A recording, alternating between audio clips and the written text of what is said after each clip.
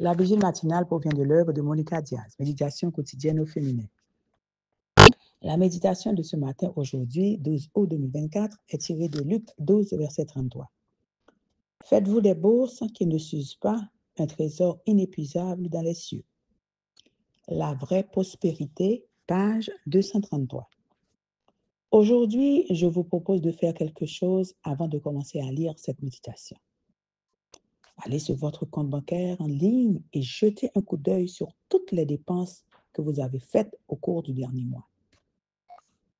Que révèlent-elles sur vos priorités?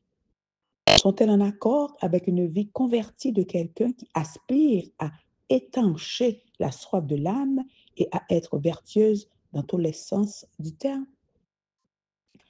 Ou le pourcentage de dépenses est-il trop élevé, reflétant le matérialisme de la culture qui nous entoure? Par exemple, analysez la trace laissée sur votre relevé bancaire par l'amour que vous portez à vos enfants et votre désir qu'ils deviennent de bonnes personnes. Qu'achetez-vous le plus pour eux? Le nécessaire pour leurs besoins purement physiques ou ce qu'ils font pour leurs besoins émotionnels, intellectuels et spirituels? Pouvez-vous voir la trace de votre relation avec votre mari dans l'historique de vos dépenses? Qu'investissez-vous en lui et où vont ses frais? Et votre concept de l'Église apparaît-il dans votre relevé bancaire? Que révèle votre compte courant sur l'impact que vous voulez avoir dans le monde? Combien de vos dépenses du mois dernier ont servi à donner de l'amour à des personnes en dehors de votre entourage? Combien de ce que vous n'avez pas dépensé est encore là, simplement pour la satisfaction de voir un montant élevé? Combien avez-vous dépensé pour une nourriture saine et non pour manger, pour le plaisir de manger? Combien avez-vous dépensé pour des vêtements qui vous habillent décemment et non pour des vêtements dont le prix montre une intention de cacher des vides existentiels par une image impeccable?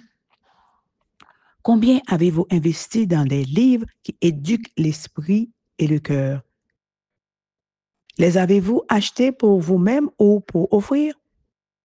Aujourd'hui, je n'ai que des questions à vous poser. Des questions, bien sûr, que je me pose aussi. Des questions qui se résument à l'essentiel. Quel prix êtes-vous prête à payer pour vivre une vie abondante qui regarde vers l'intérieur, vers les parures de l'âme?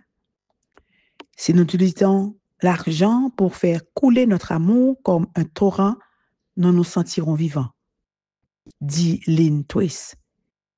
Et que nous puissions avoir la vie en abondance est précisément le désir de Dieu pour nous.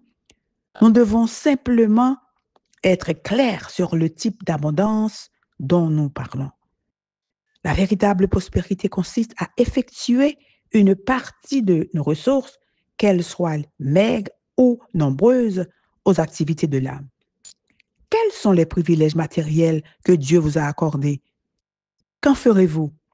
Et ces décisions montreront-elles que vous êtes attentive à la manière dont vous appliquez vos principes? Un homme riche entrera difficilement dans le royaume des cieux s'il ne sait pas quoi faire de ses richesses. Faites-vous des bourses qui ne s'usent pas, un trésor inépuisable dans les cieux. Amen, amen, amen. Que Dieu vous bénisse. Bonne journée.